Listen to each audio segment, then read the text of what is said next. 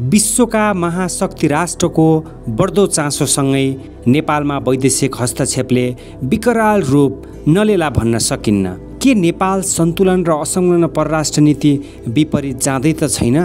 अब देशको अवस्थालाई मजबुत राख्न देशको आन्तरिक राजनीति कस्तो हुनु पर्ला? आज हामी विविध विषयमा केन्द्रित भएर बहस गर्नेछौँ। 10औं पटक यिनलाई यो देशको चाबी दिए पनि यो देशमा सिङको पनि भाँचिँदैन। यिनीहरूबाट के पनि सम्भावना छैन, किनकि उहाँहरूसँग त्यो भिजनै छैन।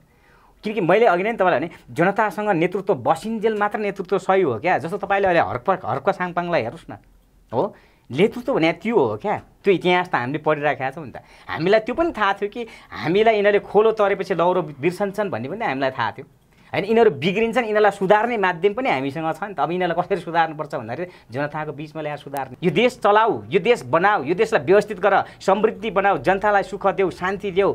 तर पासपोर्ट बोकेर हरेक युवा चाहिँ खाडी नपठाऊ, विभिन्न मुलुकमा जान नपरोस्, ताकि उसका परिवार छेदपिछेद हुनको लागि त हामीले त्यो गरेको होइन नि त। त्यसका लागि गरेको होइन। हामीसँग त सफेद थियो नि त। हामीसँग सफा नियतका साथ हामीले चाहिँ ठाउँमा पुर्याइदिएको। आफ्नो क्षेत्रको अगाडिको खाल्टो पुर्न नसक्ने नेतृत्वले यो देशको खाडल पुर्न सक्छ? सक्दैन नि। यो देशको राष्ट्रियता बचाउन सक्छ?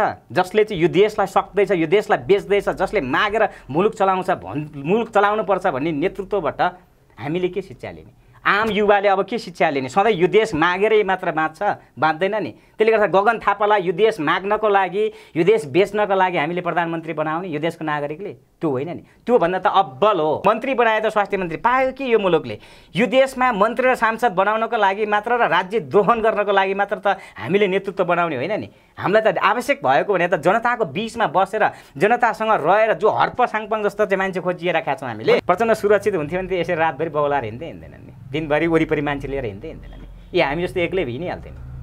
राम्रो काम गऱ्यो भने आफूलाई आफैभित्र असुरक्षित हो उहाँको। आफूभित्रै असुरक्षित हो क्या उहाँ, अरू कोहीबाट होइन। केही गर्दैन प्रचण्डहरूलाई म अहिले पनि भनिदिन्छु, कसैले केही पनि गर्दैन। राम्रो काम गर्नुहोस् त। यो देशको नागरिकलाई नागरिकता दिनुपर्ने, यो देशको चाहिँ हजारौँ चाहिँ आमाहरू पनि पीडित हुन्छन्, दिदीबहिनीहरू पीडित हुन्छ नि। जस्तो बालबच्चाहरू अहिले पनि हाम्रो देशका चाहिँ पीडित छन् नि त, नागरिकता नपाएर वञ्चित छन्। उहाँहरूको लागि पीडा हुन्थ्यो भने त उहाँले 15 वर्ष अगाडि गर्नुहुन्थ्यो होला नि त यो कुरा। तर आज आएर उहाँ जे गर्दै हुनुहुन्छ, कसको ग्रान्ड डिजाइनमा गर्दै हुनुहुन्छ भने तपाईँ हामी सबैलाई छर्लङ्ग छ नि त। विद्रोही फोर्समा चाहिँ जनमुक्ति सेना जतिको चाहिँ के अरे इमान्दार फोर्स चाहिँ आजसम्म संसारमा छैन। किनकि मेरो युएनको अनुभवले पनि त्यो भन्छ। किनकि विद्रोहमा तपाईँको सुन्नु न, हामी अहिले असन्तुष्ट हुँदै पनि हामी हतियार उठाउनु त कुरा गरिरहेका छैनौँ नि त हामीले। किनकि तपाईँ त्यही अफ्रिकामा म हेरेर आएको छु, संसारको धेरै देशहरूलाई मैले देखेर आएको छु।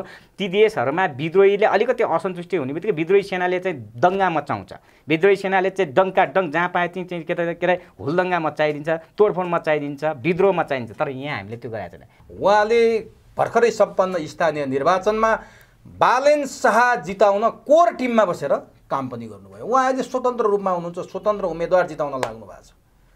तिनै जिग्मी भुजेलसँग आज म चुरोकुरोमा यावत विषयमा कुराकानी गर्नेछु। सबभन्दा पहिले म चुरोकुरोमा जिग्मी भुजेललाई स्वागत गर्छु। यहाँलाई चुरोकुरोमा हार्दिक स्वागत छ। थ्याङ्क यू हजुर, धन्यवाद। त्यत्रो कम्पनी कमान्डरको जिम्मेवार भूमिका निर्वाह गरेर 10 वर्षको जनयुद्धमा मर्ने र मार्ने कसम खाएर खुकुरीको धारमा बगेको जिन्दगी बचाएर आउनुभयो। तर आज माओवादीमा तपाईँ हुनुहुन्न। त्यत्रो रगत बगाउनु भयो, पसिना बगाउनु भयो, माओवादी बनाउनु भयो। तर माओवादीमा तपाईँ कम्पनी कमान्डर अट्न सक्नु भएन, किन? मैले यहाँबाट सुरु। यसमा चाहिँ विशेष त सबैभन्दा ठुलो कुरा चाहिँ सत्ता या तपाईँको व्यवस्था फेरिएर मात्र हुँदैन। व्यवस्था सँगसँगै अवस्थाहरू फेरिनुपर्छ। जस्तो जुन विचार या जुन सिद्धान्त जुन वर्गको लागि हामीले गरेका थियौँ, जस्तो यो 77 जिल्ला भनौँ तत्कालीन समयको हामीले त 75 जिल्ला, अहिलेको 77 जिल्ला हो। र त्यो बेलामा हामीले देखेका सपना र हामीलाई देखाइएको सपनाहरू, हामी मात्र होइन तमाम यो देशलाई देखाइएको सपनाहरू, त्यो सपनाहरू चाहिँ के हो भन्दाखेरि वैचारिक तहबाट जुन तरिकाले माओवादी आइपुग्यो, यसलाई चाहिँ एउटा क्रान्तिको एउटा रूप लिएर होइन, यो क्रान्तिबाट चाहिँ सबै कुरा हुनसक्छ है यो देशमा भन्ने कुराहरू त ल्यायो। तर समग्रमा के हो त भन्दाखेरि क्रान्तिको व्यवस्थापन गर्ने माओवादी चाहिँ असफल भयो। आफ्नै आन्तरिक व्यवस्थापन गर्न असफल भइसकेपछि राष्ट्रिय समस्याहरू र वर्गीय समस्याहरूको समाधान गर्न पनि माओवादी चाहिँ त्यहाँ आएर चाहिँ विचलन भयो भन्छु म। त्यसकारण छोड्नु हो? त्यसकारण। तर तपाईँलाई स्वार्थी भन्नु म? स्वार्थी भन्न मिल्दैन। जति बेला माओवादी उर्वर थियो, माओवादीमा एक प्रकारको राप थियो, ताप थियो, माओवादी आगो चाहिँ देशव्यापी रूपमा फैलिएको थियो। ढुङ्गो माटो पनि माओवादी भन्ने एउटा भनाइ नै थियो 64 सालको चुनावपछि।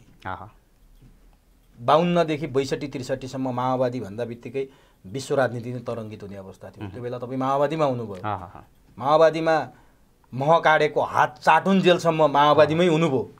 तर जब माओवादी ओह्रालो यात्रामा लाग्यो तपाईँ पनि छोडिदिनु भयो। त्यो स्वार्थी नभने के भन्नु? त्यसरी स्वार्थ भन्न मिल्दैन। जस्तो हामीले लडिदिएका भनेको प्रचण्डले हामीलाई बनाइदिएको होइन, किनकि प्रचण्डलाई हामीले बनाइदिएको होइन। माओवादी आन्दोलन विश्वभरि चिनाउनको लागि चाहिँ हामी जनमुक्ति सेनाको सबभन्दा ठुलो भूमिका थियो होइन।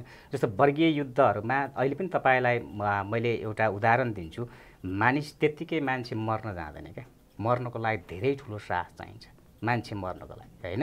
जस्तो युद्ध गर्नको लागि या युद्धमा भिड्नको लागि सामान्य मुटुबाट हुँदैन, किनकि उसले सबै कुराको त्याग गरेर मात्र त्यो सम्भव गरेको हुन्छ। ताकि उसले बनाएका कुराहरू, उसले ल्याएका विचारहरू, त्यो विचारहरूमा गलत छैनन्, विचारहरू सही छन्, तर नेतृत्व गलत भइसकेपछि यी कुराहरूमा चाहिँ त्यो गलत नेतृत्वको संरक्षण गरेर सधैँ बस्नुपर्छ भन्ने पनि त होइन हामीले। तर तपाईँले हिम्मत राख्नु पर्थ्यो कि नेतृत्व गलत भयो, नेतृत्व सुधार्नुपर्छ, नेतृत्वले लिग छोड्यो, नेतृत्वलाई लिगमा ल्याउनुपर्छ भन्ने त्यो हिम्मत त तपाईँ जस्तो एउटा कम्पनी कमान्डरले राख्नु न। हामीले राख्यौँ किनकि हाम्रो पूर्व जनमुक्ति सेनाले र त्यो बहिर्गमित जनमुक्ति सेनाले र हामी जस्ता इमान्दार प्रत्येक कार्यकर्ता र नेताले त्यो नराखेको होइन। किनकि हामीले जनबहादुर केन्द्रीयताको अभ्यास पार्टीभित्र हामीले पटक पटक गरेका हौँ नि।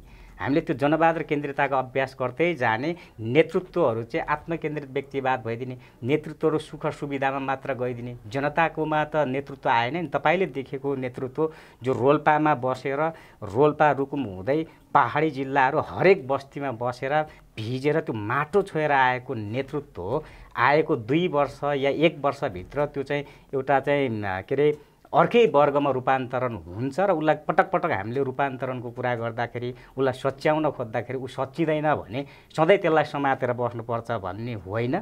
ताकि हरेक कुराको विकल्प छ भन्ने कुरा हो। किनकि एउटै मात्र प्रचण्ड मात्र यो देशको सबै थोक होइन, यो देशको सबै थोक भनेको जनता हो। तर जनता ठिक छ, तपाईँले भनेको कुरामा मेरो काहीँ पनि विमति छैन। तर तपाईँ जस्तै कति हुनुहुन्थ्यो लडाकुहरू? 32-33 हजारको त प्रचण्डले हिसाब देखाए, अन्तिममा 500-600 समायोजनतिर गएको जस्तो हामीले देख्यौँ। हिजो त तपाईँहरू प्रचण्डको एक आदेशलाई भगवानको भन्दा पनि माथि मानेर मर्न र मार्न तयार भएको मान्छे आज प्रचण्डमाथि के कारण प्रश्न उठाउँदै हुनुहुन्छ? के कारण अमला उठाएर पार्टी नै छोड्नु? यो जान्न चाहन्छु। क्रान्ति त्यो बेलामा निस्वार्थ थियो। त्यो निस्वार्थ थियो। त्यो बेलामा हामी वर्गीयताको कुरा गर्थ्यौँ, त्यो बेलामा हामी वर्ग प्रेमका कुरा गर्थ्यौँ, त्यो बेलामा हामी सामूहिकताको कुरा गर्छौँ। एकलाई दुख्दा अर्कोलाई पनि दुख्थ्यो, एउटा हाँस्दा सबै हाँस्ने। तर बाहिर मात्रै रहेछ नि त देखावटी। तर यो कुरा चाहिँ कस्तो भयो भने त्यति बेलै हामीलाई लागेको थियो युद्धकालीन समयमा पनि केही नेतृत्वहरू विचलन आएकै थियो क्या। नेतृत्वहरूको भित्र चाहिँ विचलन आउने भनेको अहिले पनि हामीले हेरेका छौँ। सबै खालका चाहिँ के अरे वैचारिक तहहरू त्यो चाहिँ धर्मराउँछ किन भन्दाखेरि आर्थिकले रहेछ नि त। मानिस कहाँ गएर बिग्रिँदो रहेछ भने उसको सङ्गतले रहेछ नि। जबकि नेतृत्व जब वर्गसँग थियो, नेतृत्व आफ्नो चाहिँ के अरे सर्वहारा वर्गसँग रहन्छ नेतृत्व ठिक थियो। जब सर्वहारा वर्गभन्दा बाहिरी ट्र्याकमा एउटा चाहिँ 1% एलाइड ट्र्याकमा चाहिँ नेतृत्व गइसकेपछि त समग्र क्रान्ति धरापमा पर्यो। ताकि त्यही नेतृत्वलाई जोगाएर अझै राख्ने पनि तपाईँले देख्नु भएको छ, देशै सकिन लागिसकेको छ होइन। राष्ट्रै बेच्नेसम्मको चाहिँ भयो त्यही नेतृत्व होइन। त्यसले गर्दा त्यस्ता नेतृत्वको पछि लागेर सबै कुरा युद्धताका नै विचलन देखिएको थियो नेतृत्वमा भनेर के प्रचण्डमै युद्धताका विचलन देखिया थियो। किनकि प्रचण्डमा मात्र होइन, मूल नेतृत्व त उनै थियो नि। होइन, मूल नेतृत्व भने चाहिँ तलबाट बन्ने विचारहरू हो। जस्तो एउटा त्यही नेतृत्वहरूभित्र पनि भर्सेस टु भर्सेस चलेकै हो, तपाईँलाई पनि थाहा छ। इभन बाबुराम भट्टराईको एउटा भर्सेस थियो, एउटा भने प्रचण्डको एउटा भर्सेस थियो होइन। त्यो भर्सेस कस्तो उहाँहरूको त व्यक्तिगत भर्सेसहरू रहेछ। किनकि उहाँहरूले यो राष्ट्रको लागि, त्यो बेलाको क्रान्तिको लागि, त्यो बेलाको जनता या आजको जनता या त्यही जनमुक्ति सेनाको लागि त होइन रहेछ नि त। उहाँहरूले गरेको त आफ्नै व्यक्तिगत स्वार्थको लागि रहेछ नि त। जस्तो तपाईँलाई मैले एउटा उदाहरण दिन्छु। हामी बन्दुक लिएर उनीहरूलाई चाहिँ के अरे बुर्जुवा शिक्षा छोड्नुपर्छ भनेर लिएर हिँड्दै गर्दा आखिर उहाँहरूको छोराछोरी त बुर्जुवै शिक्षा पढाइराख्नु भएको रहेछ होइन। अहिले पनि तपाईँले हेर्नुभयो भने प्रचण्डको नातिनी त भर्खरै ग्रेजुएट गरेर आएको त देखियो त सामाजिक। उहाँहरूले अहिले पनि तपाईँले हेर्नुभयो भने बुर्जुवा शिक्षालाई उहाँहरूले चाहिँ के अरे वैज्ञानिक शिक्षा बनाउँछु भन्नुभएको थियो। उहाँले त्यस्ता वैज्ञानिक शिक्षा कहाँ खोल्नुभयो त अहिले? हाम्रो प्रश्न उहाँहरूलाई हो नि त। तर तपाईँ हामी नै मूर्ख होइन र? उहाँहरूले त्यति भन्दैमा बन्दुक बोक्न तपाईँ तयार कति वर्षको हुनुहुन्थ्यो 56 सालमा तपाईँ बन्दुक बोक्दाखेरि? म त्यति बेला 14 वर्षको। अनि 14 वर्षमा प्रचण्डले जे भन्यो त्यही मानेर बन्दुक बोक्न जाने गल्ती र मूर्खता तपाईँको कि प्रचण्ड? त्यो गल्ती होइन, हामीले त्यति बेलाको मुभमेन्टलाई चाहिँ चेन्जको मुभमेन्ट भने हो, परिवर्तन हो नि त। हामीले नगरे कसले गर्ने त? साहस त कसैले त परिवर्तन के परिवर्तन? हामीले गरेको तपाईँले 14 वर्षमा बन्दुक बोकेर 17,000 मान्छेको रगत बग्यो, त्यो सरकारी तथ्याङ्क हो। त्यो बाहेक कति मान्छे मरे हिसाब किताब छैन। त्यो मान्छे मरेर एउटा सानो स्मरण तपाईँलाई गराऊ। तपाईँले जुन पार्टीको 56 सालमा बन्दुक बोक्नुभयो नि, त्यो पार्टीले 48 सालमा चुनावमा भाग लिएको थियो। भूमिगत रूपमा नाम अर्कै भएको पार्टी थियो, बाहिर चाहिँ राजनीतिक रूपमा रणनीतिक रूपमा संयुक्त जनमोर्चा नेपाल भनेर चुनाव लड्नुभयो। अहिलेका कृष्णबहादुर महरा मेरै जिल्लाबाट सांसद बने, 9 सिट जितेका थियो। त्यसपछि तपाईँहरूले यो संसदीय व्यवस्था भनेको त्यो बेला तपाईँले विचार राखेको आस्था राखेको पार्टीले संसदीय व्यवस्था भनेको कुकुरको मासु बेच्नलाई खसीको टाउको देखाउने ठाउँ हो, यो हामीलाई चाहिएन भनेर बन्दुक बोक्या हो नि। त्यो 31 वर्ष भयो आज। 31 वर्षपछि पनि त्यही कुकुरको मासुलाई खसीको मासु भनेर बेच्ने ठाउँमा माओवादी छ भने परिवर्तन के भयो? 17,000 मरेर के पाइयो? यही गर्नु थियो भने किन जनयुद्ध गरे भनेर तपाईँले प्रश्न उठाउनु पर्दैन? तपाईँको प्रश्नको उत्तर हामीले धेरै पटक ती नेतृत्वहरूसँग खोज्यौँ, आज पनि खोज्छौँ, भोलि पनि खोज्छौँ। किन खोज्छौँ? हामीले त्यो खोजिराख्न पर्छ कि इतिहासले त्यसको मूल्याङ्कन गर्छ। जस्तो जनयुद्धले केही भएन हामी भन्दैनौँ, जनयुद्धले केही कुरा ल्यायो, जनयुद्धले विचारको एउटा चेतनाको विकासहरू गर्यो, समग्र एउटा त्यो देशभित्र त्यो खालको राजनीतिक ट्रेन्डहरू लिएर आयो, सकारात्मक कुराहरू पनि लिएर आयो भने।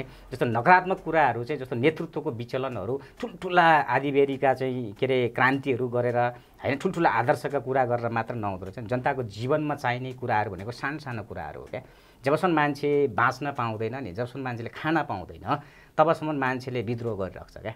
किनकि मान्छेलाई सबैभन्दा महत्त्वपूर्ण कुराहरू भनेको त खाना हो नि त पहिलो कुरा होइन। त्यसपछि खानापछि बल्ल मान्छेले नाना सोध्छ, त्यसपछि छाना सोध्छ मान्छेले। जब त्यो आधारभूत कुरै पाइँदैन, हुँदैन यो चिजमा भने मान्छेले त्यसपछि विद्रोह गर्छ क्या। तब तत्कालीन समयको जनयुद्ध पनि त्यही हो, किनकि एउटा एलाइट वर्गमा एउटा चिजमा मात्र त्यो अडिएको थियो भने तर त्यो चिजलाई त अहिले जनता माझमा त ल्याइ पुऱ्याएको छ। अनि जनताले पायो होइन, जनता कहाँ ल्याइ पुऱ्याएको छ, त्यसको व्यवस्थापन सही भएको छैन। म अहिले पनि भन्दैछु कि तपाईँले सबै ठाउँमा हेर्नु भयो भने त्यो व्यवस्थापन सही भएको छैन, किनकि त्यसको व्यवस्थापन त्रुटि केमा त्रुटि भयो? त्रुटि भनेको मैले भनिहालेँ, मान्छेमा त्यो एउटा भिजनरी लिडरसिप हुनुपर्ने रहेछ क्या।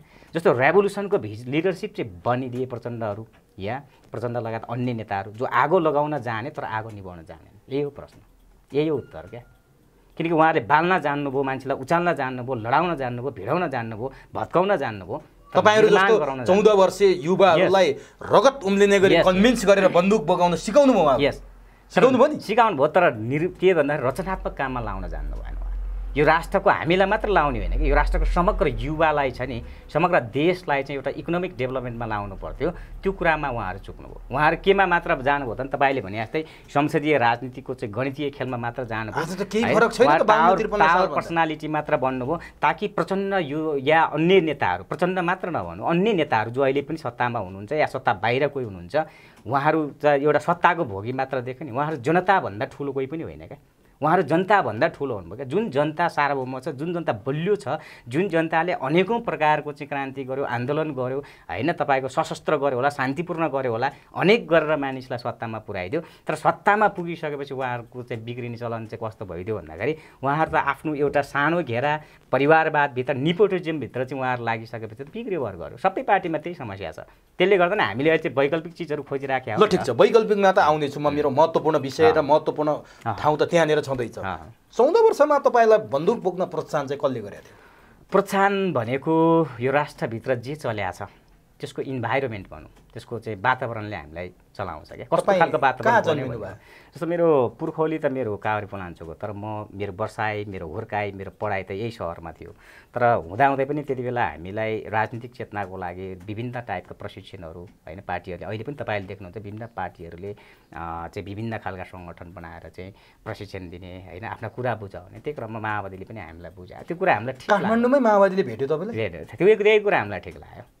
कसरी सम्भव भयो कि द्वन्द्वमा माओवादीले काठमाडौँ होइन द्वन्द्वमा बच्चाहरू प्रयोग हुनु या तपाईँले अहिले भने जस्तै विद्यार्थीहरू साना प्रयोग हुनुमा पहिलो दोषी चाहिँ म विद्रोहीलाई देख्दिनँ अहिले पनि मेरो कोणले, किनकि म त्यो एउटा रिसर्च गर्ने भएको हिसाबले पनि म एउटा युनाइटेड नेसन्सको तत्कालीन समयको स्पेसल रिप्रेजेन्टेटिभ भएको हिसाबले पनि होइन र शान्तिको चाहिँ एउटा चाहिँ पिस किपिङ अवार्डेड भएको हिसाबले पनि मेरो चाहिँ रिसर्च मेरो चाहिँ अध्ययनले के भन्छ भन्दाखेरि सबैभन्दा पहिलो जिम्मेवार चाहिँ राज्य बन्नुपर्छ। जब राज्य जिम्मेवार बन्दैन एउटा बच्चाको सुरक्षा गर्न सक्दैन, एउटा विद्यालयको सुरक्षा गर्न सक्दैन, एउटा अस्पतालको सुरक्षा गर्न सक्दैन या नागरिकको बस्तीको सुरक्षा गर्न सक्दैन भने स्वाभाविक रूपमा विद्रोही त तर मलाई अचम्म लागिरहेको छ तपाईँ काभ्रेको विकट ठाउँमा बस्या पनि होइन, जन्म्या हो, तपाईँ रोल्पा रुकुमको विकट ठाउँमा बस्या पढ्या पनि होइन, काठमाडौँ जस्तो सुगम ठाउँ देशकै राजधानीमा बसेर तपाईँ पढ्दै कसरी सम्भव भयो कि तपाईँ बन्दुक बोकेर माओवादीसँग जोडिनु भयो? यो चाहिँ चेतनाको कुरा हो। हामीले त्यति बेला म आफूभित्र पनि एउटा चेतना त्यो टाइपको विकास हुन्थ्यो कि हामीसँगैको साथीहरू पनि हेरिन्थ्यो क्या, वरपर हेरिन्थ्यो, कसैको कुरा सुनिन्थ्यो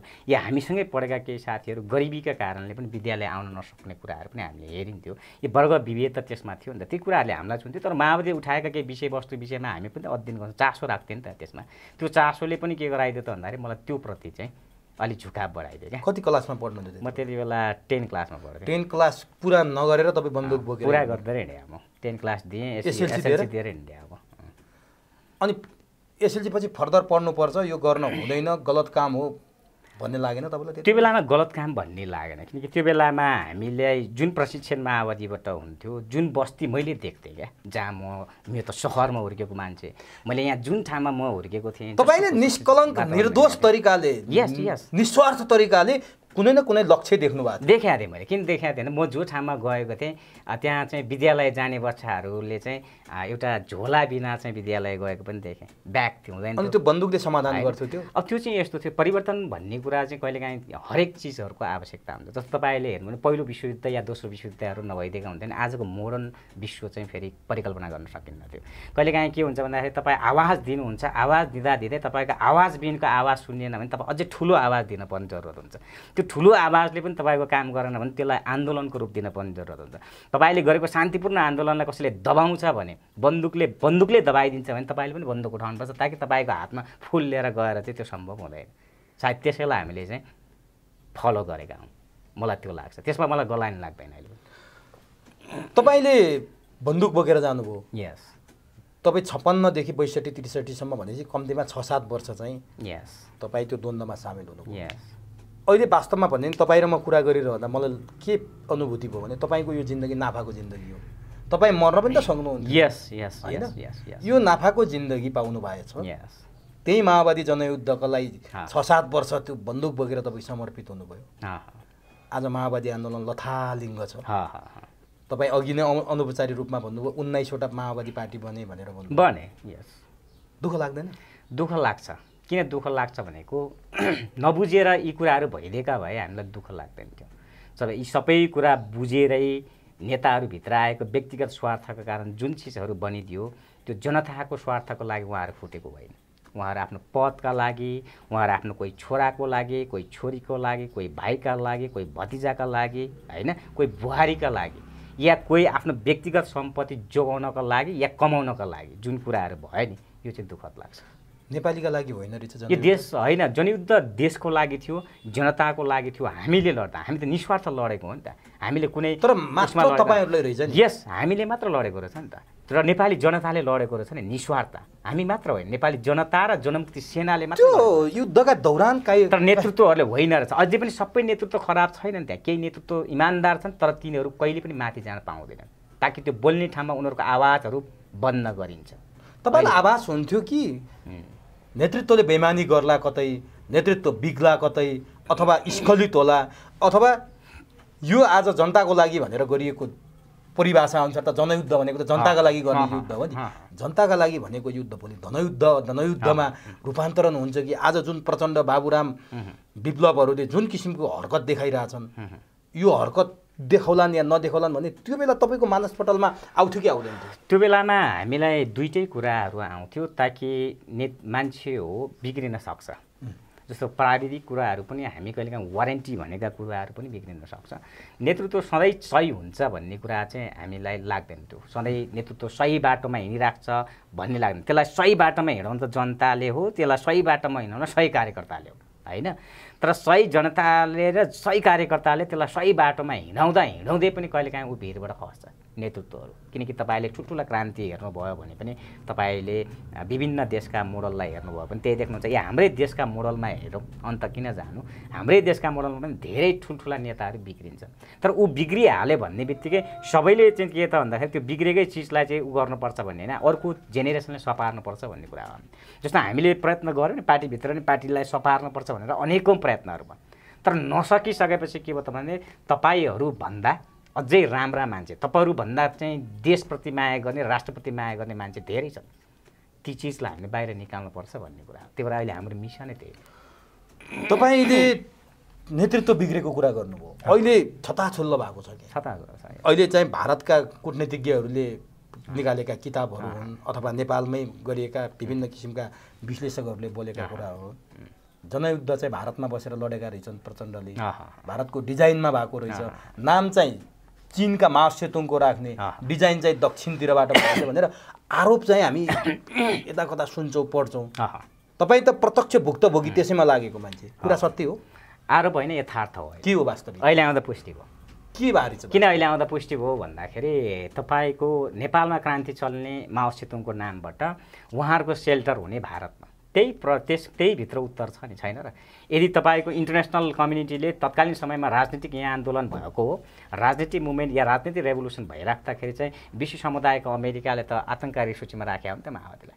तर त्यही आतङ्ककारी सूचीमा रहेको माओवादीको टप लिडर चाहिँ भारतमा रहन्छ भने त्यसलाई के भन्ने, कहाँबाट चल्यो भन्ने क्या देखियो। चक्रादामा चाहिँ तपाईँहरूको तालिम पनि हुन्थ्यो अरे, भारतीय सेनाले तालिम दिन्थ्यो भने पनि हामी त्यो कुराहरू हो, त्यो सत्य कुराहरू हुन्। तपाईँ जानुभयो? हामी गएनौँ, केही गए होला अरू पश्चिमका केही फोर्सहरू गएका छन्, केही सामेल गएकै हो, गएका छन्। त्यसमा किन जान्ने? आएका कुरा तपाईँलाई थाहा छैन, बाहिर पनि भारतीय सेनाले नै तालिम दिएको। भारतीय सेनाले दिएनन् होला, केही एजेन्सीहरूले दियो होला, त्यो कुरामा किन डाँट्ने? युद्ध हुँदा नै तपाईँहरूले सुन्नुभएको थियो यो कुरा? हामीले यो कुरा सोचेका थिएन, हामीले नेपाल सुनेका थियौँ हामीले, युद्ध ताका नै हामीले केही कुराहरू सुनेका थियौँ। किनकि हामीलाई सबै चिजको चाहिँ समर्थन छ, सबै चिजबाट यस्तो यस्तो भइराखेको छ भन्ने कुराहरूको चाहिँ प्रशिक्षणहरू सुनिन्थ्यो हामीले। तर हामीलाई यथार्थ कुरा के हो भन्ने कुरा थाहा छैन। किन क्रान्तिमा प्रचण्डहरूले या लिडरसिपहरूले विभिन्न लिडरसिपले दिएका प्रशिक्षणहरूमा पनि के हुन्थ्यो भन्दाखेरि क्रान्ति सबै कुराको सम्भावना हो, क्रान्तिलाई आवश्यक पर्ने सबै टुलहरूलाई प्रयोग गर्नुपर्छ र क्रान्ति सफल पार्नुपर्छ भन्ने उहाँहरूको कुरा हो। त्यसले गर्दा हामीलाई त्यो बेलामा के लाग्थ्यो, उहाँले टुल्स प्रयोग गर्यो होला भन्ने लाग्थ्यो, तर होइन रहेछ, उहाँहरू आफै टुल्स हुनुहुँदो रहेछ होइन। त्यो त अहिले आएर प्रमाणित भयो नि त। एउटा पार्टी बिच चाहिँ 19वटा हुनुले पनि त प्रमाणित गर्दैन र यति छिटो त्यहाँमाथि होइन। जनताको समस्या जनतासँग छ, जनताको या वर्गको कुरा एक ठाउँमा छ, त्यसलाई व्यवस्थापन गर्न कता कता उनीहरू चाहिँ 19वटा टुक्रा हुन्छन् भने उनीहरूभित्र के उनीहरू रियल क्रान्तिकारी या कम्युनिस्ट थिएन भन्ने कुरामा त प्रश्न आयो नि त। अहिले उहाँहरू कम्युनिस्ट त होइन रहेछ नि त, उहाँहरूले गर्न खोजेको क्रान्ति होइन रहेछ, जो तपाईँकै भाषामा धनीयुद्ध रहेछ भन्ने कुरा देखिहाल्नु भएको छ त। कुन हैसियतबाट आएको एउटा चप्पल राम्रोसँग लाउन नजान्ने नेतृत्वहरू यहाँका 2-4 वर्षमा 2-4 करोडको प्राडो चढेर हिँड्छ भने त्यो वर्गीय नेता छ, त्यो क्रान्तिकारी नेता भन्न मिल्छ त्यसलाई? त्यसले जनताको लागि सोध्छ भन्न मिल्छ? मिल्दैन नि त। जनयुद्ध कति करोड 3 करोड नेपालीको लागि थियो होला होइन? यस। अनि तपाईँहरू कति हुनुहुन्थ्यो छापामार? हामी लगभग संयुक्त राष्ट्रसङ्घको जो अन्मिनमा म आफै युएनको भएको हिसाबले हाम्रो भेरिफिकेसनसम्म आउँदाखेरि हामीसँग लगभग 35,000 चान्स। अनि 35,000 लडाकु मध्ये तपाईँ एउटा प्रतिनिधि पात्र हुनुहुन्छ। यस्तै म केही दिन अगाडि अर्को एकजनासँग पनि मैले कुराकानी गरेको थिएँ। 35,000 मध्ये कतिजना चाहिँ सन्तुष्ट हुनुहुन्छ कि हामीले बन्दुक बोकेका थियौँ, 3 करोड नेपालीको लागि बोकेका थियौँ, हाम्रो लागि बोकेका थियौँ, देशको लागि बोकेका थियौँ, आज देशको लागि भयो भन्ने कुनै लडाकुको मुखबाट सुन्नुहुन्छ यो कुरा? कतिजना खुसी हुनुहुन्छ? नै हामीले लडेका कुराहरू चाहिँ निस्वार्थ थियो। आज पनि म भन्छु, तपाईँ मेरा पछाडिका कुराहरूलाई पनि तपाईँहरूले रिसर्च गर्न सक्नुहुन्छ।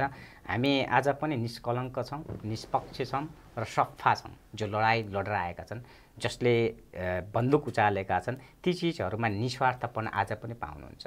उसले अहिले पनि अरूलाई गाली गर्दैन, अरूसँग हामी नेतासँग त्यति गुनासो पनि उनीहरूसँग राख्दैन। किन राख्दैन भन्दाखेरि जे चिज हामीले अपेक्षा गरेका केही थोरै थियौँ र केही धेरै अनपेक्षित कुराहरू थियो। त्यो कुराहरू अहिले आएर भइसकेपछि त्यो नेतृत्व बिग्रिन्छ, त्यसलाई सुधार्नुपर्छ जनमुक्ति सेनाले भन्ने कुरै थियो पहिला पनि। तर हामीले पनि सुधार्न सकेनौँ क्या उहाँहरूलाई। होइन, मैले जान्न खोजेको नि जनयुद्ध त देशको लागि थियो होला, जनताको लागि थियो होला, तपाईँले सोचेको, तपाईँले बुझेको। तर आज परिवर्तन त मुठीभरका जनता भएको छन्। मुठी जस्तै नेता प्रचण्डको अवस्था परिवर्तन भयो। कुनै बेला जनयुद्धका दौरान उनी आफ्ना श्रीमतीसँग एउटा त्यो सिलपटको थालमा बसेर खाएको हामी देख्छौँ। आज प्रचण्डको खानपिन हेर्नुहोस्, उदाहरणको लागि बोल्दैछु। कृष्णबहादुर महरा हेर्नुहोस्, वर्षमान पुन हेर्नुहोस्, जनार्दन शर्मा हेर्नुहोस्, यी टप लिडरहरू। टोपबहादुर राईमाझी आज अर्को पार्टीमा गएका छन्, रामबहादुर थापा अर्कोमा छन्, लेखराज भट्ट अर्कोमा छन्। यिनीहरूको हैसियत, यिनीहरूको अवस्था यति परिवर्तन भयो। तर तिनीहरूको लागि तपाईँहरू ढाल बनेर लड्नुभयो। मैले भने नाफाको जिन्दगी पाउनुभयो, तर तपाईँहरूको स्तर चाहिँ झन्झन घट्दो छ। उदाहरणको लागि भन्दै थिएँ तपाईँहरूको भनेर म तपाईँहरू जस्तै पात्रको भने यस्तो पनि तपाईँले भनेको जस्तो सोचेको जस्तो जनयुद्ध हुन्छ र तपाईँ खुसी हुनुपर्ने ठाउँ छ नै। मैले भने नि हामीले अहिले तपाईँले प्रश्न गरिराख्दाखेरि हामीले जनयुद्ध यिनीहरूका लागि लडेको होइन, हामी जनताको लागि लडिदिएको हो नि त। जनताको लागि लडिदिएको हुनाले जनता र हामी त सँगै छौँ नि अहिले पनि। उनीहरू पो जनताभन्दा टाढा छन् त। उनीहरूको अवस्था जेसुकै होस्, तपाईँले प्रचण्डसँग जे सुरक्षा गार्ड भए पनि प्रचण्डहरू लगायत जो सुरक्षा गार्ड बोकेर बस्नु भएको छ नि, उहाँहरू कायर हो हाम्रो भाषामा। उहाँहरू हुतिहारा हो यो देशको लागि। उहाँहरूले के पनि गर्न सक्नुहुन्न। म अहिले पनि लेखेर राख्नुहोस् तपाईँले, यो देशमा प्रचण्ड जस्ता हजारौँ मान्छे जो अहिले छन्, प्रचण्डलाई मात्र नभन्नु अन्य पार्टीका पनि छन् जो 10औं पटक यिनलाई यो देशको चाबी दिए पनि यो देशमा सिङको पनि भाँचिँदैन। यिनीहरूबाट के पनि सम्भावना छैन, किनकि उहाँहरूसँग त्यो भिजनै छैन। किनकि मैले अघि नै तपाईँलाई भने जनतासँग नेतृत्व बसिन्जेल मात्र नेतृत्व सही हो क्या। जस्तो तपाईँले अहिले हर्क साङपाङलाई हेर्नुहोस् न, हो नेतृत्व भने त्यो हो क्या। माटोले जन्माउनु पर्छ क्या नेतृत्व, ताकि त्यो नेतृत्व माटोमै गएर फर्केर त्यो जनतालाई लिड गर्ने नेतृत्व चाहियो हामीलाई, होइन। जो त प्रचण्डहरू ओर्लेको भोलिपल्टबाट चाहिँ प्राडो र पजेरो लिएर हिँड्ने प्रचण्डहरूबाट अब हामीले सम्भावना खोजेर हुन्छ। त्योभन्दा तलतिरको झन् बढी बिग्रेका छन्। तेस्रो लेयरसम्म तपाईँले हेर्नुभयो भने कुनै पनि पार्टीमा, त्यो माओवादीमा मात्र होइन, एमालेमा होइन, हामीलाई त के पनि चाहिएको छैन। म अहिले पनि भने त्यो बेला अहिले पनि विद्रोही फोर्समा चाहिँ जनमुक्ति सेना जतिको चाहिँ के अरे इमान्दार फोर्स चाहिँ आजसम्म संसारमा छैन। किनकि मेरो युएनको अनुभवले पनि त्यो भन्छ। किनकि विद्रोहमा तपाईँको सुन्नु न, हामी अहिले असन्तुष्ट हुँदै पनि हामी हतियार उठाउनु त कुरा गरिरहेका छैनौँ नि त हामीले। किनकि तपाईँ त्यही अफ्रिकामा म हेरेर आएको छु, संसारको धेरै देशहरूलाई मैले देखेर आएको छु। ती देशहरूमा विद्रोहीले अलिकति असन्तुष्टि हुने बित्तिकै विद्रोही सेनाले चाहिँ दङ्गा मचाउँछ। विद्रोही सेनाले चाहिँ डङ्क जहाँ पाए चाहिँ के अरे हुलदङ्गा मचाइदिन्छ, तोडफोड मचाइदिन्छ, विद्रोह मचाइदिन्छ। तर यहाँ हामीले त्यो गरेको छैन। हामीले के गरेको छौँ भने हामी कन्स्ट्रक्टिभ काममा छौँ। हामीले कसैलाई गुनासो हामी गर्दैनौँ। हामीले जुन चिजका लागि लडिदियौँ, हामीले लडेका कुराहरूको केही प्राप्ति भए, केही कुराहरू यसलाई चाहिँ संस्थागत गर्न सकेन, त्यो हाम्रो कुरा हो। त्यसलाई संस्थागत गर्नको लागि फेरि हामीले एउटा नयाँ जग तयार गरेका छौँ। त्यो जगबाट हामी अगाडि लानेछौँ। त्यही हो अब त्यो। तर त्यति बेलाको हामीलाई गुनासो छ। हेर्नुहोस् त, जनमुक्ति सेना भन्दा बित्तिकै एकपटक शरीरको जिउको त्यो काँडा ढक्क फुल्थ्यो नेपाली जनता। आज जनमुक्ति सेनाको हालत हेर्नुहोस्, कोही बाख्राको खोरमा लडिरहेछ, कोही बेवारिसे भएर मरिरहेछ। अनि त्यही जनमुक्ति सेना जो ढाल बनेर चाहिँ आजको नेतृत्वलाई बचाएर यहाँ ल्यायो, त्यो नेतृत्व चाहिँ वीरगीत सम्झिम न प्रकाश सपुत। थाहा छ त्यही नेतृत्व, रियालिटी त त्यहाँ छ नि त। त्यही नेतृत्वलाई अब हामी बचाउँ। अब हामीलाई त हामीले भन्यो नि इट्स ओभर। अब त तपाईँले बचाउनै परेन नि। अब त राज्यको अङ्ग सुरक्षा अङ्ग 70 जना बोकेर हिँडिरहेको छ। म अहिले पनि भन्छु त्यो 70 जनाले केही गर्दैन क्या। जनताले चाहे, जनतासँग त्यो साहस भइदियो भने, जनतालाई थाहा छ नि अहिले पनि सबैभन्दा शक्तिशाली कुरो त ब्यालेट होला नि त यो देशमा, होइन। जस्तो हामीले पनि त बुलेटलाई शक्तिशाली मान्ने मान्छे बुलेट बोकेर हिँड्या त हो। बुलेटलाई शक्तिशाली हामीले मान्यौँ नि, बुलेटबाट हामीले जति सक्नु गरौँ। त्यसपछि त ब्यालेटमा उनीहरूले लिएर आएका छन् त अहिलेको चिजहरू त। ब्यालेट कति शक्तिशाली हो भन्ने कुरा त अझै आउने चुनावले देखाउला नि त उहाँहरूलाई, देखाइदिने पनि छौँ हामीले। किनकि उहाँहरूले अहिलेसम्म गरेका कर्महरू कति सही या गलत म अहिले नागरिकलाई भन्छु क्या, त्यो हिम्मत छ जनतामा छ। हामी गठबन्धन गरेर चुनावमा जाँदै हुनु हैन, मैले नि तपाईँलाई भने उहाँहरूको सङ्गठन, उहाँहरूको पार्टी, उहाँहरूको चाहिँ अहिले भएका सबै मिलेर गठबन्धन बनायो भने पनि यो देशको नागरिक हो नि त। यो देशको नागरिकमा छ क्या त्यो दम, यो देशको जनतामा छ। स्वतन्त्र अभियान अब यो देशमा सम्भावना देखिरहनु भएको छ। उहाँहरूको भन्दा विशाल सङ्गठन हो क्या 95% जसको सिद्धान्तै छैन, जसको छैन, जसको टेक्ने छैन, जसको समाउने छैन, त्यो स्वतन्त्रलाई तपाईँले कसरी बलवान भनिरहनु यो देशको जनता छ नि, जनता सधैँ स्वतन्त्र हुन्छ, जनता सधैँ सार्वभौम हुन्छ, जनता शक्तिशाली हो नि। जस्तो म तपाईँलाई एउटा उदाहरण दिन्छु, जनताले जिताएर पठाएको अहिलेका चाहिँ तपाईँको चाहिँ क्रान्तिबाट गएका नेता हेर्नुहोस् न, त्यो प्रचण्डले हामीलाई बनाएको या तपाईँको चाहिँ त्यो डेपुटी कमान्डरले बनाएको या तपाईँको चाहिँ होइन नि। तपाईँले 7 सालको क्रान्तिदेखि हेर्नु 7 सालका योद्धाहरूको हालत पनि के बनाइदिए, त्यो इतिहास त हामीले पढिराखेका छौँ नि त। हामीलाई त्यो पनि थाहा थियो कि हामीलाई यिनीहरूले खोलो तरेपछि लौरो बिर्सन्छन् भन्ने पनि हामीलाई थाहा थियो होइन। यिनीहरू बिग्रिन्छन्, यिनीहरूलाई सुधार्ने माध्यम पनि हामीसँग छ नि त। अब यिनीहरूलाई कसरी सुधार्नुपर्छ भन्दाखेरि जनताको बिचमा ल्याएर सुधार्ने। के तपाईँको चर्चा गर्दाखेरि बालेन शाह जसरी स्वतन्त्र रूपमा काठमाडौँ महानगरपालिकाको मेयर भने यो बालेन शाह जिताउने टिमको कोर म्यान भएर तपाईँले काम गर्नुभयो। यो आजको दिन काठमाडौँ महानगरपालिकाको बालेनको जित तपाईँहरूले त्यति बेला कल्पना गर्नुभएको थियो? हामीले दुर्घटना हो यो? नै, दुर्घटना नै, यो हामीले कल्पना गरेका थियौँ। नेपाली समाजले, नेपाली जनताले, काठमाडौँको जनताले त्यो कुराको आवश्यकता मागेका थियो। किन भन्दाखेरि नेताहरूलाई हेर्दै आएका हो, पार्टीहरूलाई हेर्दै आएको हो जनताले। तपाईँको कङ्ग्रेसलाई हेर्दा पनि भएन, एमालेलाई हेर्दा पनि भएन, माओवादीले केही गर्छ कि भनेर माओवादी नेतृत्वलाई हेऱ्यो पनि होइन। तर त्योबाट पनि सम्भव भइसकेपछि फेरि 2/3 सरकार एउटा कम्युनिस्ट एलायन्स बनाएर हुन्छ कि भनेर जनताले त्यसलाई पनि मेजोरिटी दिएर पठाएको।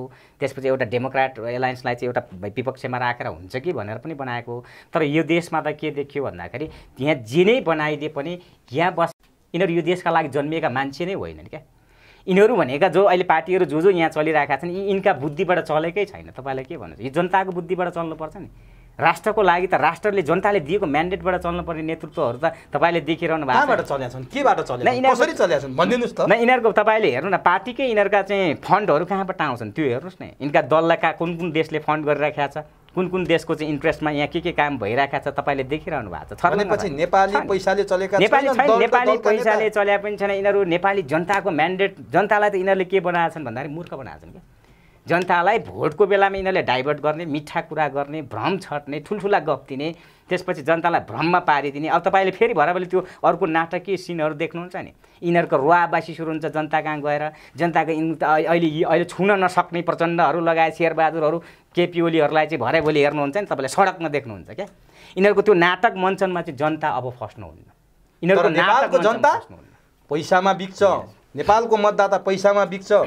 लाइनमा बस्दै गर्दा पनि पैसा पाएपछि उसले भोट हाल्ने मनस्थिति परिवर्तन गर्छ भन्ने यहाँको मतदाताले आरोप खेपिरहेछ। तपाईँले जनताको आशा गरिराख्नु भएको छ। करोडका थैली बोकेर यिनीहरू लाइनमा पुग्छन्, घर घरमा पुग्छन्, फेरि जितेर आउँदैन। त्यो त हामीले स्थानीय हजुरले अस्तिको स्थानीय निर्वाचनबाट नि देखिसक्नुभयो नि। कोसँग पैसा थिएन क्या यहाँ मेयर लड्नेहरूसँग, कोसँग थिएन। तर बालेन्द्र काठमाडौँ र धरान धनगढीलाई मात्र तपाईँले उदाहरणको रूपमा लिएर हुन्छ। त्यो भनेको शिक्षा हो। त्यो शिक्षा जो मेजर सिटीले शिक्षा दियो नि, काठमाडौँबाट बालेन शाहलाई जिताएर देखाइदियो जनताले, जनता महान हो भन्ने कुरा। त्यसपछि दुर्घटना हो भने धरानमा चाहिँ हर्क साङपाङ जो एउटा अर्गानिक लिडरसिप जन्माएको छ यो देशले, जो एउटा चाहिँ अर्गानिक लिडरसिप भन्छु म, जो अर्को चाहिँ के अरे धनगढीबाट चाहिँ गोपाल हमालजीलाई जन्माएको छ। यो के हो त भने यो एउटा म्यासेज हो, यो सङ्केत हो। तर गणतन्त्रका सुन्दर फुल हुन्, यो हावा मात्र यो प्रचण्डले त्यस्तो बोलेर हुँदैन। उहाँ जस्तो नेताले त्यस्तो बोल्ने भएन, किनकि उहाँ एउटा चाहिँ जनयुद्धको नेतृत्व गर्ने जेलसम्म उहाँ सफल हो। अहिले शान्ति प्रक्रिया 3जना स्वतन्त्रले जित्दैमा देशमा कायापलट हुन्छ भने उहाँहरूलाई त 2/3 सरकार बनाएर दिँदा पनि के चाहिँ भयो त? के गर्न सक्नुभयो त उहाँले यत्रो जनयुद्ध लडाएर हामीले लिएर आयौँ, उहाँलाई त्यो ठाउँमा पुऱ्याएर यहाँ ल्याउँदाखेरि पनि के चाहिँ भयो यो देशमा? मलाई देखाइदिनु। के चाहिँ भयो त? हामीले प्रश्न यही गरेँ, मैले त्यही त म अहिले पनि गर्छु त प्रश्न। तपाईँलाई उसलाई त म्यान्डेट दिएर पठाइएको हो नि त, उहाँहरूलाई त प्रधानमन्त्री बनाइएको हो नि त। यो देश चलाऊ, यो देश बनाऊ, यो देशलाई व्यवस्थित गर, समृद्धि बनाऊ, जनतालाई सुख देऊ, शान्ति देऊ। तर पासपोर्ट बोकेर हरेक युवा चाहिँ खाडी नपठाऊ, विभिन्न मुलुकमा जान नपरोस्, ताकि उसका परिवार छेदपिछेद हुनको लागि त हामीले त्यो गरेको होइन नि त। त्यसका लागि गरेको होइन। हामीसँग त सफेद थियो नि त, हामीसँग सफा नियतका साथ हामीले चाहिँ ठाउँमा पुऱ्याइदिएको। प्रदेश र सङ्घको चुनावमा तपाईँको क्याम्पेन कता छ? तपाईँ कसको लागि चाहिँ अभियान चलाउँदै हुनुहुन्छ अथवा कसको लागि कोर टिममा बसेर काम गर्दै हुनुहुन्छ? पार्टीमा त तपाईँ हुनुहुन्न, स्वतन्त्र हो। स्वतन्त्र हो। कहाँबाट कसका लागि गर्नु? म स्वतन्त्र अभियानमा छु र यसको स्ट्राटेजिक मेकर पनि हो। म यसको रणनीतिक गर्नेछु। यो तपाईँको मिडियाबाट सायद मैले पहिलोपटक ओपन गरेको छु यो कुराहरू। किन भन्दाखेरि जनताले राइट म्यान राइट प्लेस, सही मान्छे सही ठाउँमा पुर्याउनुपर्छ। जबसम्म अहिलेसम्म हामीले छानेका मान्छेहरू सबै गलत मान्छे हामीले थाममा पुऱ्यायौँ र गलत नीति हामीले बिहोर्यौँ र देशले बिहोर्यो र तपाईँको छोराछोरीले पनि बिहोर्नेछ भोलि। त्यसले गर्दा हामी अहिले पनि जनतालाई चाहिँ यो आह्वान गर्छौँ कि जुन मुभमेन्ट छ अहिले तपाईँले भने जस्तै उनका सङ्गठन छ, उनका कार्यकर्ता पैसा छ, मसल छ, यिनीहरूले 4वटा विधि साम दाम दण्डभेदका कुरा गर्नुभयो। नागरिक सबैभन्दा बढी सचेत छ। त्यो सचेतताको चाहिँ के अरे एउटा म्यासेज चाहिँ अस्ति भर्खरै सम्पन्न भएको स्थानीय निर्वाचनले दिइसकेको छ। जनतालाई कस्तो लिडरसिप चाहिन्छ भन्ने अधिकार जनताले यो पटकबाट जनताले सचेत भएर मत गर्नेछ, त्यो हामीलाई विश्वास। त्यो त तपाईँहरूको कोरा कल्पना मात्रै हो भन्छन् होइन, त्यो त उहाँहरूले आउने चुनावपछि पछि तपाईँहरूको यो सबै आवाज बन्द हुन्छ। नै राजनीतिमा उहाँहरूले भन्ने कुराहरू हो। उहाँहरूले यस्तो नभनिकन उहाँहरूले कहिले पनि उहाँहरूले यो देश लुटेर खान पाउनुहुन्न क्या। उहाँहरूलाई अझै पनि यो देश लुटेर मात्र यो देश बेचेर खानु छ नि। यो देश उहाँहरूले बेचिसक्नु भएको छ नि धेरै कुराबाट कन्ट्रीलाई। त्यसले गर्दा उहाँहरूलाई चाहिँ चाहिएको कुरा यो, उहाँले अझै भ्रम फ्याल्नुहुन्छ।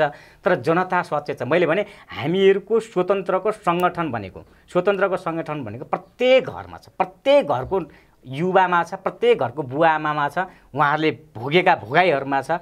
उहाँहरूले चाहिँ जुन भोगाइहरू उहाँहरूले भोग्नु भएको छ नि यी दलहरूबाट उहाँहरू आजित हुनुहुन्छ। त्यसले गर्दाखेरि पनि उहाँहरूलाई चाहिने नेतृत्व उहाँहरूले जन्माउनुहुन्छ। तर यो सियाल नेतृत्व होइन, बाघ जन्माउँछ जनताले। भने तपाईँ बाघ जन्माउनको लागि जन्माउँछौँ। कसको अभियानमा जसरी योभन्दा अगाडि बालेन शाह जिताउन लाग्नुभयो, अहिले चाहिँ तपाईँ को जिताउन लाग्नु भएको छ?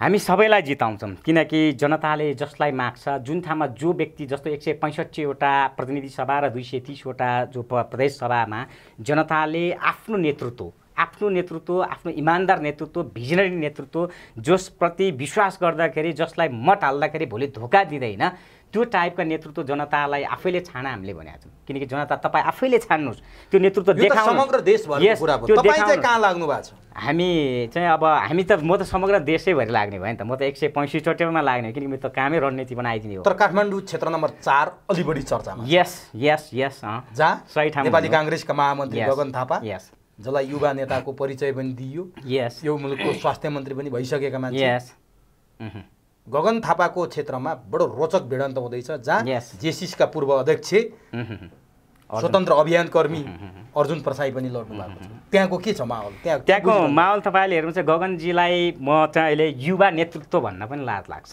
गगन थापालाई युवा नेतृत्व भन्न लाज लाग्छ। किन लाज लाग्छ भन्दाखेरि गगन थापाको कुरा गर्दाखेरि म 3 नम्बर निर्वाचन क्षेत्रको, मेरो नजिकै हो, मेरो छिमेकी चाहिँ 4 नम्बर निर्वाचन क्षेत्र हो। तपाईँ अहिले गएर खरे हेर्नुहोस् क्या, त्यहाँको जनताको प्रत्येक बस्ती हेर्नुहोस्, पानी पर्ने बित्तिकै त्यहाँको जनता कहाँ पुग्छ भन्ने कुरो जिन्दगीको ग्यारेन्टेड छैन। त्यो नागरिकलाई त्यहाँ गएर फिल्डमा गएर सोध्नुहोस्। गगन थापाले संसदमा ठुलो यत्रो आवाज बोल्दैमा गगन थापालाई त्यहाँका जनताले प्रत्येक पटक मान्नुपर्छ भन्नेहरू छैन। किनकि त्यहाँको परिस्थिति आज हिजो र आजमा धेरै फेरिसक्यो। आज जति गगन थापाको चाहिँ आवाजमा, जति गगन थापाका चाहिँ के अरे झुक्काइमा जनता पर्नु दुईचोटि परिसक्नुभयो, अब पर्नुहुन्न यो पटक। त्यसले गर्दाखेरि यो पटक हामीलाई विश्वास छ र त्यहाँको जनतालाई पनि विश्वास छ। जो तपाईँले अहिले नाम लिएको एउटा चर्चित व्यक्तित्व पनि हो, एउटा सफा निडर व्यक्तित्व अर्जुन प्रसाई, सायद उहाँलाई त्यहाँको जनताले चुन्ने छ भन्ने म त्यो विश्वास राख्छु।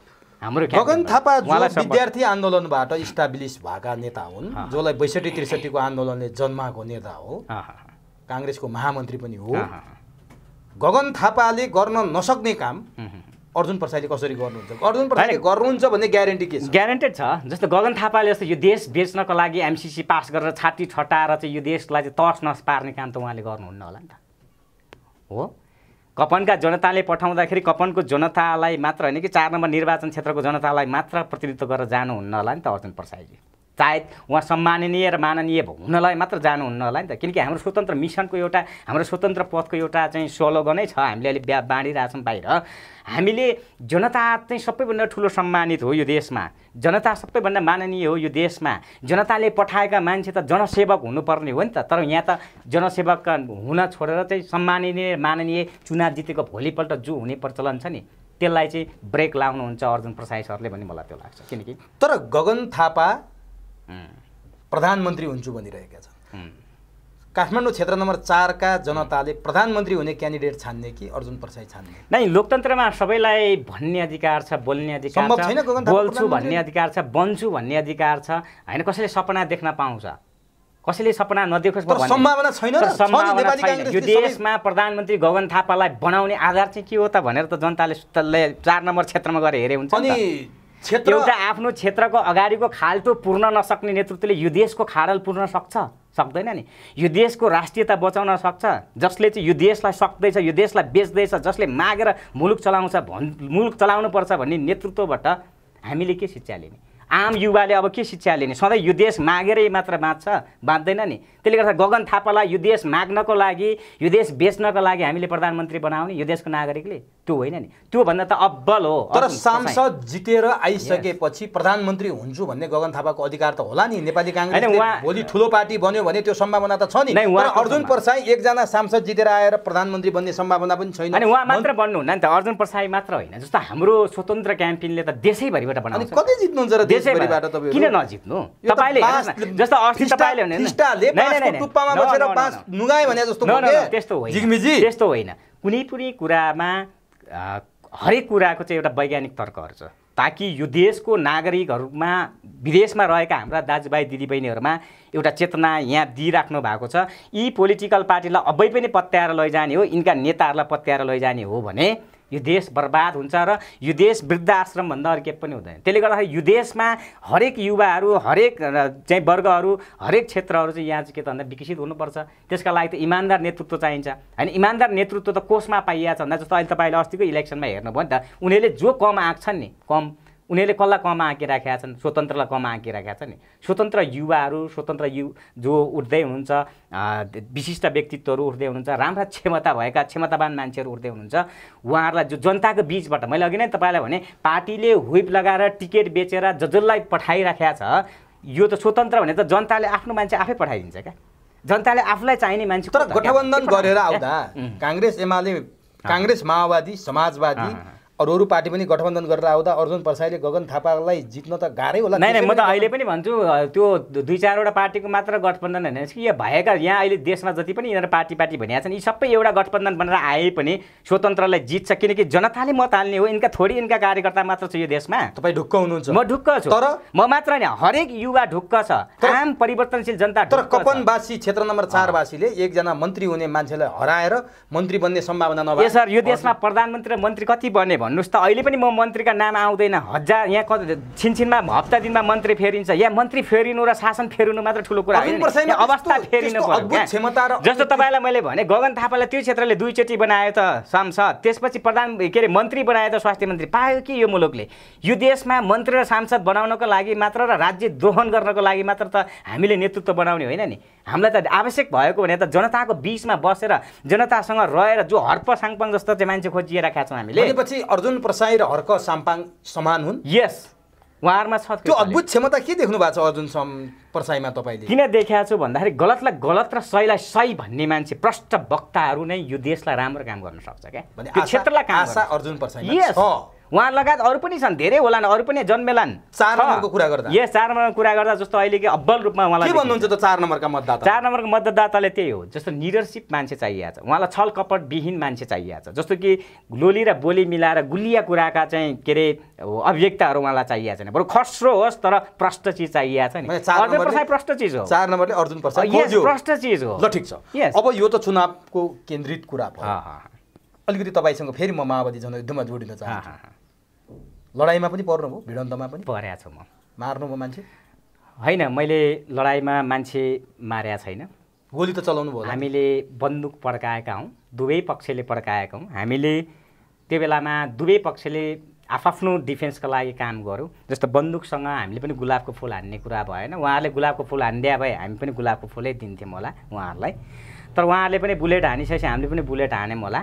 त्यो बेलाको कुराहरूलाई सम्झिँदा अहिले मलाई के लाग्छ भन्दाखेरि हामी दाजुभाइ भिडाएर जो राजनीति उहाँहरूले गरिराख्नु भएको छ, जो सपना देख्नु भएको छ, त्यो गलत थियो। म अहिले पनि भन्छु। पश्चाताप छ जनयुद्ध? मलाई पश्चाताप छैन। त्यो बेलाको तत्कालीन राज्यले बढी यसको जिम्मा लिनुपर्छ, किनकि विद्रोह मचाउने राज्य हो त हो। प्रचण्डले जिम्मा त लिइसके त 5? नै प्रचण्डले के लिएनन् त्यो उनका कुरा भयो। उनले अहिले एकछिनमा लिन्छन्, एकछिनपछि लिँदैनन्। उनका तर्क र वितर्कमा नजाऊँ। जस्तो अस्तिकै तपाईँको जापानकै भ्रमणलाई हेर्नुभयो, यस्ता कुरा गर्ने त्यस्ता नेतृत्वबाट के आशा गर्ने र के कार्यकर्ता भनेर पछि लागिरहेका छन्। मलाई पनि लाज लाग्छ प्रचण्डको कार्यकर्ता? लाज लाग्छ मलाई।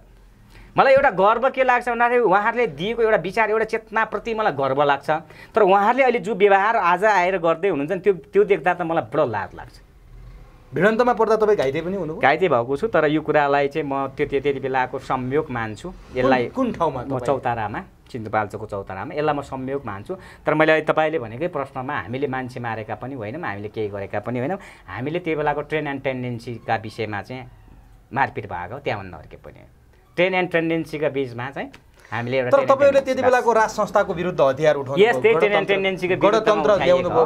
आखिर अहिले त मान्छे फेरि राज संस्था ठिक भन्न थाले, गणतन्त्र खराब भन्न थाले। माओवादीले के ल्यायो यो संघीयता, गणतन्त्र, धर्मनिरपेक्षता, विदेशी एजेन्डा बोकेर आयो माओवादी त विदेशी दलाल रहेछ पो भन्न थाले त।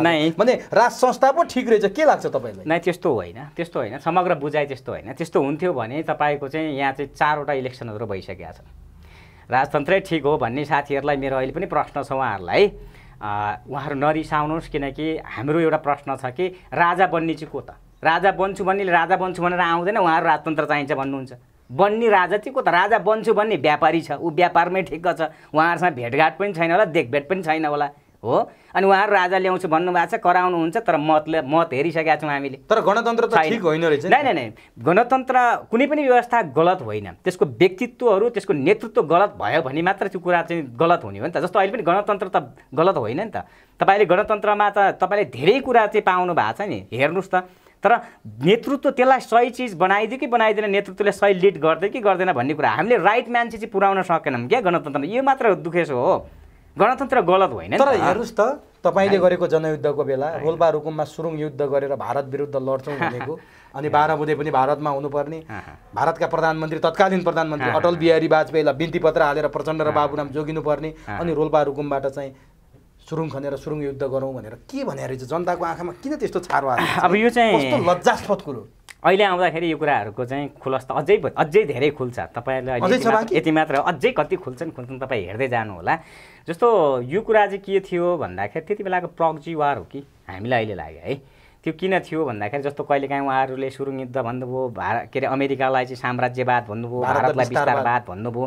जस्तो नेपालको राजनीतिमा अहिलेसम्म हामीले इतिहासै हेर्नु भने भारतलाई गाली नगरिकन यहाँ नेता बन्न नसक्ने भएको छन् क्या। सत्तामा जानै नछन्, सत्ता जोगाउन पनि अहिले पनि तपाईँ दौडधुप देखिरहनु भएको छ नि। यहाँको सरकार कसले चलाएको छ त थाहा छैन। यहाँ सरकार यहाँ आफ्नो हातबाट उहाँहरूले त चलाउनु भएको छैन नि त। उहाँहरू कुदिराख्नु भएको छ, कहिले उता दक्षिण भनिएको छ, कहिले उत्तर भनिएको छ, कहिले कता पश्चिम भनिएको छ। त्यो होइन, हामीले अहिले जन्माउन खोजेको लिडरसिप, अब हामीलाई चाहिएको लिडरसिपहरू भने चाहिँ प्रो नेप्लिज हो। प्रो नेप्लिज चाहियो, हाम्रो यो देशको माटो छोएको नेता। त्यो सुरुङ युद्ध के रहेछ? त्यो सुरुङ युद्धहरू चाहिँ उहाँहरूको त्यो एउटा स्टन्ट रहेछ भन्ने बुझिन्छ अहिले। स्टन्ट हो त्यो चाहिँ उहाँहरूले एउटा रेभोल्युसन स्टन्ट गरिदिनु। अनि त्यसपछि तपाईँहरू शान्ति प्रक्रियामा आइसकेपछि क्यान्टोनमेन्टमा पनि बस्नुभयो, त्यहाँ करोडौँ भ्रष्टाचार भयो भन्ने कुरा सुनिन्छ। प्रचण्ड नै जोडिन्छन्। बाबुराम भट्टराईले भाषणमै प्रचण्डले घोटाला गरे भन्छन्। विप्लवले पनि त्यही प्रश्न उठाए, के साँच्चीकै प्रचण्डले घोटाला गरे हो? अब यो कुरामा चाहिँ हामीसँग त्यति एभिडेन्सहरू छैन। विथआउट एभिडेन्स हामी बोल्दैनौँ। तर आरोप त ताकि आरोप लाग्नु र पुष्टि हुनु फरक कुरा हो। यदि आरोप लागेकै भरमा त्यस्तो हो भने त्यसका प्रमाणित गर्ने निकाय त यहीँ सरकार छ। किन चाहिँ त्यो मान्छेहरूलाई सांसद बनाउँछन्, किन मन्त्री बनाउँछन्? मेरो प्रश्न यही हो, किन बनाउँछन् त? यदि प्रचण्डहरू चाहिँ ब्यारेकमा चाहिँ भ्रष्टाचार गरेका हुन्, यदि यहाँ अहिले पनि ठुल्ठुला टावर प्रचण्डकै देखाउँछन्, ठुल्ठुला सम्पत्ति प्रचण्डकै देखाउँछन् भने प्रचण्डहरूलाई किन बोकिन्छन् त? मान्छेले लगेर जेल हाल्दै भइगयो त। यो देशमा कानुन छ नि त, गणतन्त्र आछ त, होइन? छैन। उनीहरूले ल्याएको गणतन्त्रमा उसलाई चाहिँ कानुनभन्दा माथि ऊ छ त, छैन नि? उसले ल्याएको गणतन्त्रमा होइन त। अस्ति कृष्णबहादुर महरा 3 महिना जेल पर्या, उसले लिएर आएको गणतन्त्र होइन। छ त यो देशमा कानुन। आज माओवादी हाले हुन्छ नि त, माओवादीको नेतृत्व, प्रचण्डको, अरू नेतृत्वको अथवा माओवादी स्वयं पार्टीको यो दुर्दशा देख्दा छाती चसक्क हुन्न तपाईँको? माओवादी पार्टीको मात्र होइन, यो देशको अहिले जो एक्टिङ पार्टीहरू हुनुहुन्छ, जो ठुल्ठुला मेजर पार्टीहरू, सानसाना पार्टीहरू जो जतिवटा बन्नु भएको छ, उहाँहरूको नीति, उहाँहरूको सबै कुरा गतिविधि देख्दाखेरि दुःख लाग्छ। किनकि यत्रो सानो मुलुक छ, बनाउने हिम्मत, बनाउने साहस भयो भने यो देश 5 वर्षमा बन्छ क्या। त्यति धेरै टाइम लाग्दैन। यी छिमेकी चाइनालाई हेर्नुहोस् न, कति वर्षमा चाइना बन्यो हो। त्यही तपाईँको सिङ्गापुर हेर्नुहोस् न, एउटा ली कुआन यूले कसरी बनायो। एउटा भिजनरी लिडरसिप चाहिन्छ। यही भारत अहिले हेर्नुहोस् त विश्वको टप इकोनोमिकमा आउँदैछौँ पनि हो। आज त्यही चाइना संसारको सुपर पावरमा छ। हामी त्यस्तो पावरफुल कन्ट्रीका बिचमा भएको मुलुकमा तपाईँ हेर्नुहोस् त, त्यही चिनमा चाहिँ के अरे 6-7 जना नेतृत्वले संसार चलाउँछ, त्यही भारतमा संसार चलाउँछ। यहाँ हेर्नुहोस् त हाम्रो 600 चाहिँ कतिजनाले चलाएको देश हेर्नुहोस् त प्रत्येक अहिले त देशैभरि 45,000 वटा राजा जन्माएको छन् यहाँ त्यसले चलाएको देश प्रचण्डलाई तपाईँले सुधार्न खोज्नुभयो नेतृत्व सुधार्न खोज्नुभयो कुरा सुने कहिले प्रचण्डले केही कुरा सुन्नु भयो होला केही कुरा उहाँलाई मनमा लाग्यो होला सायद अहिले पनि उहाँलाई चाहिँ पछुतो छ त्यही पछुतोको कारणले बोलिरहनुहुन्छ नि बेला बेला आउनुहोस् है पूर्व सेनाहरू तपाईँहरू आउनुहोस् हो पूर्व जनसेना नभएपछि त हामी त के पनि होइन र हिजो माने प्रचण्डलाई कसले हाम्रो बलबुतामा माने होइन हाम्रो बलबुतामा जनता थियो हामी जनताको घरमा काम गर्थ्यौँ छरिए त माओवादीहरू छरिएका माओवादी बोलाइरहेछन् उहाँले बोलाउने बित्तिकै ती माओवादी जाँदैनन् अब सम्भव छैन हिजोको प्रचण्ड भन्ने हिजोको माओवादी सम्भव छैन हिजोको प्रचण्ड त आज हुँदै होइन नि आज त उहाँ त पुष्पकमल दाहाल हो तपाईँ के भन्नुहुन्छ पुष्पकमल दाहालमा प्रचण्ड हुने सम्भावना देख्नुहुन्छ छैन उहाँमा त्यो त उहाँमा दममा हुँदैन तर कुनै पुस्ताले त्यो गर्न सक्छ नयाँ पुस्ता कहिलेकाहीँ भेट हुन्छ प्रचण्डसँग भेट हुन्छ कहिलेकाहीँ चिन्नुहुन्छ के भन्नुहुन्छ केही भन्नुहुन्न त्यही त उहाँहरूले जे गर्नुभयो अझै पनि गर्छु तर आज प्रचण्डको नजिक त तपाईँहरू जस्ता लडेका मान्छे छैनन् चैते माओवादी हामीलाई छैन अहिलेसम्म बिग्रेकै यही हो जबकि नेतृत्वको नजिक जो गए नि गलत चिज गएर बिग्रिया छ नेतृत्व कुनै पनि नेतृत्वको वरिपरि जो गलत किन जान दिएको त हामी त्यहाँ गयौँ किनकि त्यो घेरा हामीले तोड्नै सक्दैनौँ तपाईँले अहिले पनि भने नि त जनयुद्ध समग्र नेपालभरि भयो भरेभन्दा रोल्पा र रुकुम बाहेक त यहाँ छैन देखिहाल्नु भएको छ तपाईँले हो यता फर्काए कहिले एउटा रुकुमको बन्छ मन्त्री अर्को रोल्पाको बन्छ रोल्पा र रुकुम भन्दा त पुरै छैन अनि कसरी भयो त त्यो समग्रमा भयो त भएन नि समग्र नेपालभरि भएको जनयुद्ध होइन र तर त्यही कुरा पनि तपाईँ त कम्पनी कमान्डर भएको प्रचण्डको सुरक्षा गार्डमा पनि बस्नुभयो कहिलेकाहीँ प्रचण्ड होइन म जनरल सेक्रेटरी उसमा चाहिँ बसेँ अहिलेको उपराष्ट्रपतिज्यूको चाहिँ भिभिआइपी सुरक्षामा म जनरल हेडक्वार्टरमा थिएँ जनरल हेडक्वार्टर चाहिँ बसेको कारणले गर्दाखेरि प्राय सबैका विषयवस्तुको जानकार छु को के हो को कस्तो हो को कहाँ पुगिराखेको छ गलत बाटो हिँडेपछि ठिक ठाउँमा पुगिन्छ प्रचण्डको सुरक्षाको जिम्मा चाहिँ लिनुभयो नै प्रचण्डको सुरक्षाको जिम्मा म अहिले पनि भन्छु कसैको पनि सुरक्षाको जिम्मा जनताको लागि राम्रो गरिन्जेल त्यो सुरक्षितै हुन्छ जब जनतालाई चाहिँ गडबड गर्दै जान्छ भने त्यो जे पनि नै हुनसक्छ हुन्छ त्यो इतिहासले त्यही देखाउँछ किनकि तपाईँले महात्मा गान्धीकै उसलाई प्रचण्ड सुरक्षित हुन्थ्यो भने त यसरी रातभरि बौलाएर हिँड्दैनन् नि दिनभरि वरिपरि मान्छे लिएर हिँड्दैनन् नि ए हामी जस्तो एक्लै हिँडिहाल्थ्यौँ राम्रो काम गऱ्यो भने आफूलाई आफैभित्र असुरक्षित हो उहाँको आफूभित्रै असुरक्षित हो क्या उहाँ अरू कोहीबाट होइन केही गर्दैन प्रचण्डहरूलाई म अहिले पनि भनिदिन्छु कसैले केही पनि गर्दैन राम्रो काम गर्नुहोस् त जहाँ पनि उहाँलाई वेलकम हुन्छ तपाईँ गलत काम गर्नुहोस् तपाईँ जतिसुकै शक्तिशाली भए पनि तपाईँलाई लडाउँछ एक दिन तर नागरिकता विधेयक पारित नगरे राष्ट्रपतिलाई थर्काइरहेछन् प्रचण्डले होइन उहाँ थर्काउनुहुन्छ उहाँको अब होला नि त्यो नागरिकता विधेयक प्रमाणीकरण नगर्दै उहाँको ज्वाइँहरूलाई दिनुपर्ने होला नि त नागरिकता त्यो भएर त कराइरहनु भयो होला त यो देशको नागरिकलाई नागरिकता दिनुपर्ने यो देशको चाहिँ हजारौँ चाहिँ आमाहरू पनि पीडित हुन्छन् दिदीबहिनीहरू पीडित हुन्छ नि जस्तो बालबच्चाहरू अहिले पनि हाम्रो देशका चाहिँ पीडित छन् नि त नागरिकता नपाएर वञ्चित छ नि उहाँहरूको लागि पीडा हुन्थ्यो भने त उहाँले 15 वर्ष अगाडि गर्नुहुन्थ्यो होला नि त यो कुरा तर आज आएर उहाँ जे गर्दै हुनुहुन्छ कसको ग्रान्ड डिजाइनमा गर्दै हुनुहुन्छ भने तपाईँ हामी सबैलाई छर्लङ्ग छ नि त छैन र यो देशको जनताको यो देशको तपाईँ हाम्रो भविष्य के देख्नुहुन्छ हाम्रो भविष्य उज्जवल छ जो हामीले कोरेका एउटा मिसन छ यो भनेको जनताको मिसन हो जनताको भिजन हो जनताको नेतृत्व जनताको माटो जनताको बीचबाट जनताको बस्तीबाट र जनतालाई अब धोका नदिने जनताले आफैले छानेर आफैले त्यसको हरेक कुराको चाहिँ के अरे जानकार राखेर जनताले बनाउने नेतृत्वहरूबाट यो देश धेरै चाँडो सुन्दर बन्छ भन्ने मलाई विश्वास प्रचण्ड ओली र देउबा बनाउनु पर्छ प्रचण्ड ओली देउबा र माओवादीको भविष्य के देख्नुहुन्छ अब उहाँहरूको भविष्य नभएका मान्छेको के भविष्य देख्नुहुने केही पनि छैन के पनि छैन उहाँहरूको अन्धकार हो उहाँहरू अन्धकारमै हिँड्नु भएको छ त्यसै बौलाएको हो त उहाँहरू त्यसै कराउनुहुन्छ उहाँहरू त्यसै ल तपाईँको पोलिटिकल पार्टी भनेर राख्ने राजनीतिक दल भनेर बस्ने आफ्नो पार्टी आफ्नो विचार आफ्नो भिजन लगेर चाहिँ चुनाव लड्न नसक्नेहरू पनि अनि यो देशमा त्यसका भविष्य होला र हुन्न त्यसको के पनि हुँदैन हस् थ्याङ्क यू भेरी मच अत्यन्त महत्त्वपूर्ण विचार राखिदिनु भयो यहाँसम्म आइदिनु भयो यो समय र संवादका लागि यहाँलाई हार्दिक धन्यवाद यहाँको टेलिभिजन र यहाँलाई पनि मलाई यहाँ बोलाएर आफ्नो महत्त्वपूर्ण भनाइहरू तपाईँको भ्युअर्स मार्फत पुर्याउन दिनुभयो मलाई लाग्छ मलाई विश्वास छ यो देशमा परिवर्तन चाहिन्छ र परिवर्तनको सम्भाव जनता फेरि बन्नेछ र त्यसले आफ्नो नेतृत्व आफै चयन गर्नेछ भन्ने म त्यो विश्वास राख्दै दिँदैछु धन्यवाद थ्याङ्क यू